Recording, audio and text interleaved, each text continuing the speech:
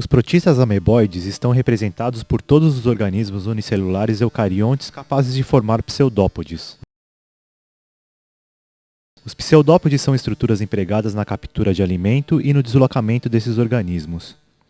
Dentre os ameboides, podemos citar as amebas nuas e as amebas com carapaça, também chamadas tecamebas. São organismos que vivem em água doce e solos úmidos, deslocando-se lentamente sob o substrato. Nas amebas, o citoplasma apresenta uma região granular mais interna, chamada endoplasma, e uma região hialina mais externa, chamada ectoplasma. No endoplasma estão o núcleo, as organelas e inclusões citoplasmáticas, estruturas que são arrastadas pelas correntes citoplasmáticas.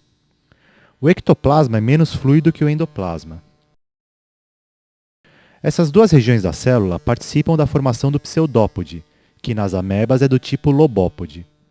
Ele é caracterizado por extensões relativamente grandes das células com a extremidade arredondada. A formação do pseudópode é um processo complexo. O ectoplasma, mais rígido, forma um tubo dentro do qual o endoplasma flui em direção à extremidade da célula, onde o pseudópode será formado. Na região oposta à formação do pseudópode, ocorre a contração da célula, que resulta numa pressão que força o endoplasma fluido para a região onde o pseudópode está sendo formado.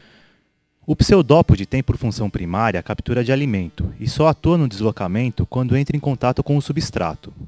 Há formação de pontos de adesão que garantem um apoio, a partir do qual a ameba pode puxar o resto do corpo. As alterações na forma do corpo são constantes e intensas.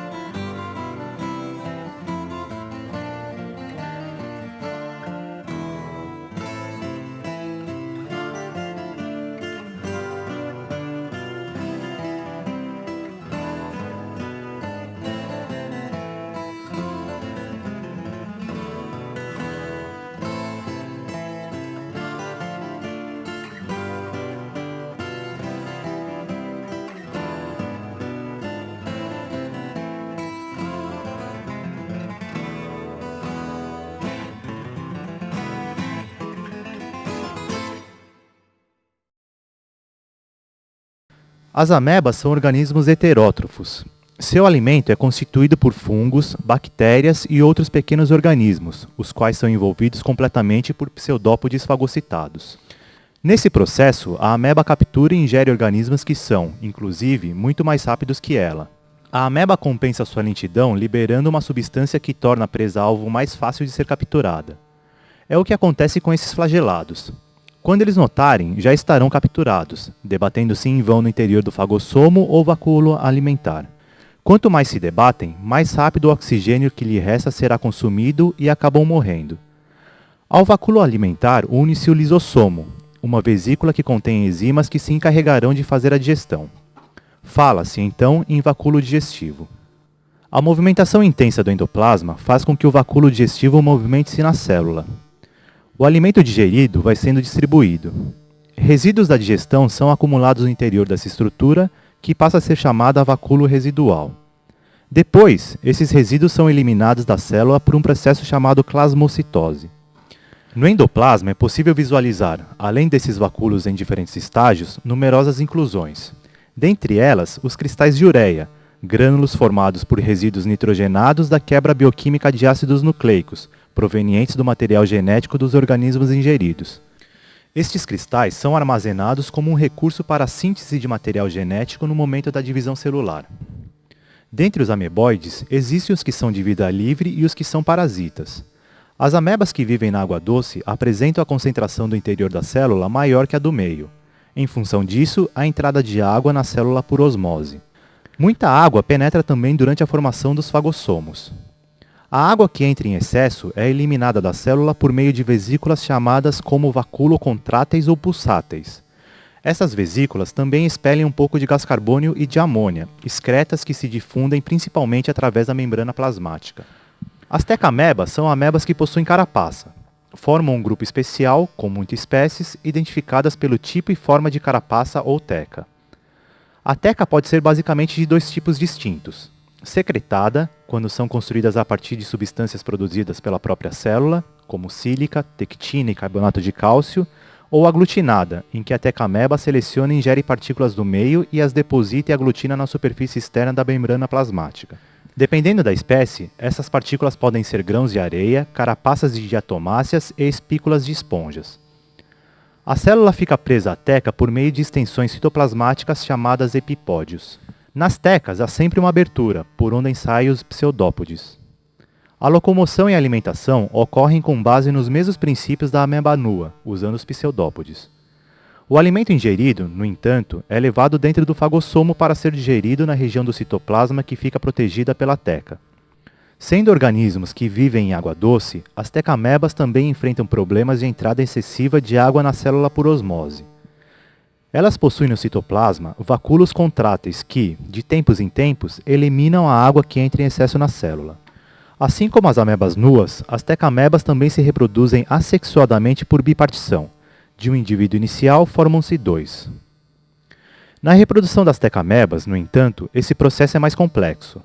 As tecas são formadas no momento da divisão celular, e a nova teca será exatamente igual à inicial, inclusive com as mesmas dimensões.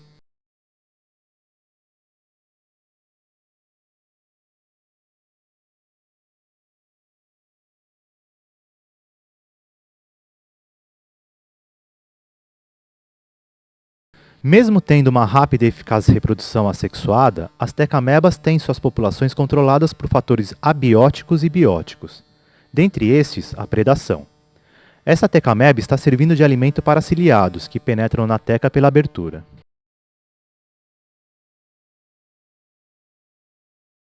Um evento interessante é a plasmogamia, onde duas ou mais tecamebas fundem seu citoplasma e andam como se fosse uma gigante ameba com várias carapaças. Não se sabe ao certo a origem em função desse fenômeno.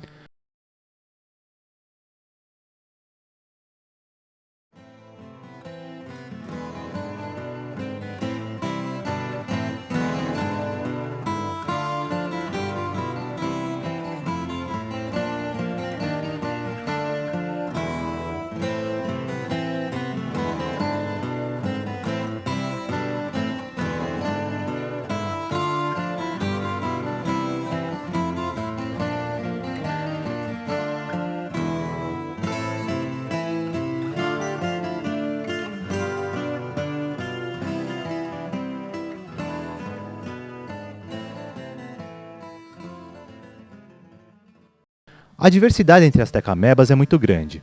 As tecas podem variar incrivelmente em forma e tamanho.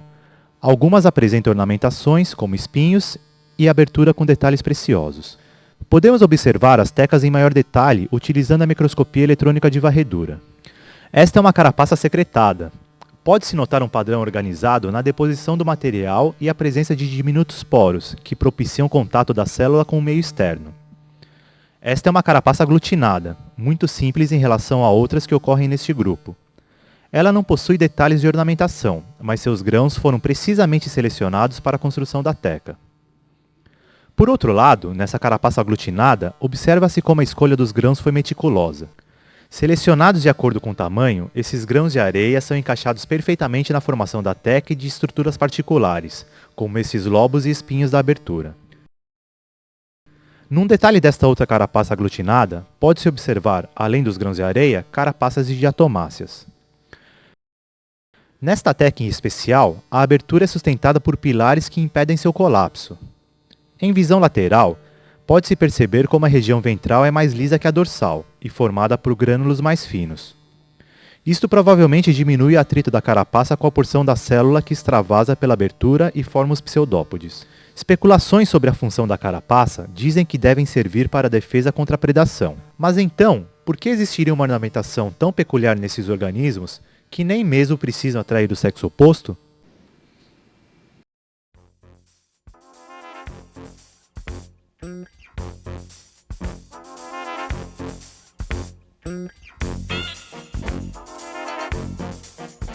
You